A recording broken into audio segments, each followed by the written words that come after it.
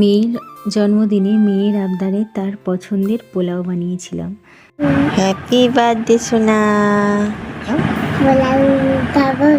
তো সকাল সকাল ঘুম থেকে উঠেই রায় জন্মদিনের খাবারের তালিকা বানিয়ে দিয়েছিল, তো তার মাঝে ছিল পোলাও। তো ভাবলাম পোলাও বানানোই যাক। ওর বাবা দোকান থেকে নিয়ে চলে আসছিলো ইন্ডিয়া গেটের যে চালটা হয় বাসমতি রাইস, তো সেটাই নিয়েছিলাম পোলাও বানানোর জন্য।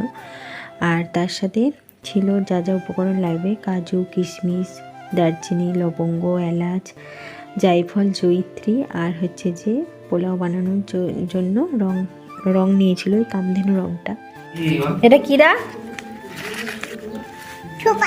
সুপারি নয়, ওটা দারচিনি। আই দেখো পোলাওয়ের জিনিস। এই যে এই ঝাল লেগে যাবে। কি হবে এগুলো? পোলাও কে খাবে? এলাচ, লবঙ্গ, তার সাথে দারচিনি আর জায়ফল, জয়িত্রীটা শুকনো খোলায় ভেজে নিচ্ছিলাম। পোলাওয়ের জন্য মশলা বানাচ্ছিলাম।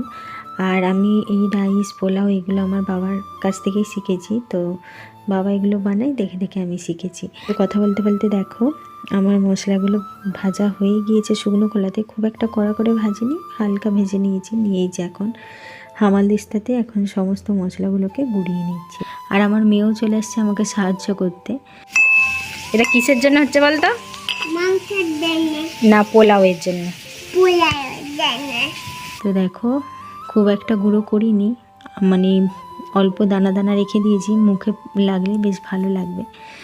আর এই যে দেখো এখন রাইসের প্যাকেটটা কেটে নিলাম, নিয়ে এখন চালগুলো মেপে নিচ্ছি। তো এই যে এই বাটিটাতে, এটা আমাদের মানে প্রতিদিনের ভাতের জন্য চাল মাপা হয়, তো এটাতেই মেপে নিচ্ছি। তো মোট 4 বাটি চাল হয়েছে, 1 কেজি 100 প্যাকেট।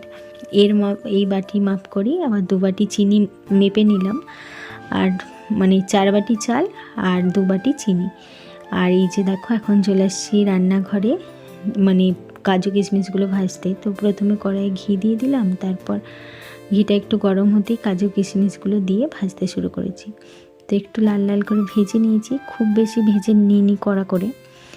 আর তারপর এই যে এখন চলে আসছি রাইসটা সেদ্ধ করতে। তো প্রথমে হাঁড়িতে জল দিয়ে দিয়েছি পরিমাণ মতো, আর ওপরে কিছুটা পরিমাণে লবঙ্গ আর তেজপাতা। তারপর চালটা ধুয়ে হাঁড়ির মধ্যে দিয়ে দিলাম। চাল দিয়ে এই যে ভাতটাকে একটু ফুটিয়ে নিয়েছি। পোলাও বানানোর জন্য যে রঙটা নিয়ে এসেছিলো কামধেনু রং, তো সেটাই ঠান্ডা জলে গুলে নিলাম। নিয়ে দেখো একটু ফুটে যেতেই রঙটা দিয়ে দিলাম, দিয়ে ভালো করে ফুটিয়ে নিয়েছি। তো 80% সেদ্ধ হতেই নামিয়ে নিয়েছিলাম ভাতটা, দিয়ে জলটা ঝরিয়ে নিয়ে এবারে ঘি, চিনি, কাজু কিশমিশ ওগুলো মাখিয়ে নিয়েছিলাম। তো 3টে লেয়ারে বানিয়েছিলাম। তো ভাই আমাকে বললো যে 3টে লেয়ারে বানা। আর আমি এটা নিয়ে 2বার পোলাও বানাচ্ছি। তো প্রথমবার যখন বানিয়েছিলাম তখন রায় খুবই ছোটো ছিল, ও খেতেই পারতো না, তখন ওই 8-9 মাস বয়স। তো এখন তার আবদারে বানাচ্ছি, বেশ ভালো লাগছে। তো প্রথমে কিছুটা পরিমাণে রাইস দিয়ে তাতে চিনি, ঘি আর ভাজা কাজু কিশমিশ দিয়ে মাখিয়ে আবারও ওপর থেকে রাইসটা দিয়ে আবারও চিনি, ঘি, মানে ভাজা কাজু কিশমিশ দিয়ে মাখিয়ে আবার ওপর থেকে দিয়ে এবারে সুন্দর করে মাখিয়ে নিয়েছিলাম। আর মশলাটা দিতে ভুলে গিয়েছিলাম, আবারও লাস্টে মশলাটা দিয়ে আবারও ভালো করে মাখিয়ে ঢাকা দিয়ে রেখেছিলাম। তো তারপর বাটিতে সেজে হাত দিয়ে চেপে থালাতে সুন্দর করে সাজিয়ে নিয়েছিলাম মেয়ের জন্য। হাতেও সাজিয়ে নিয়েছিলাম, আর 5 রকমের ভাজা তরকারি দিয়ে সুন্দর করে মেয়ের খাবারের থালাটা সাজিয়ে গুছিয়ে দিয়েছিলাম। তারপর মেয়েকে বসিয়ে দিয়েছিলাম খাওয়ার জন্য। তো মেয়ে নিজের হাতে খেয়েছিল, এটাই আমার কাছে বড় প্রাপ্তি। তারপর মেয়েকে আমিও নিজের হাতে খাইয়ে দিয়েছিলাম। পোলাওটা খাও। এই যে এই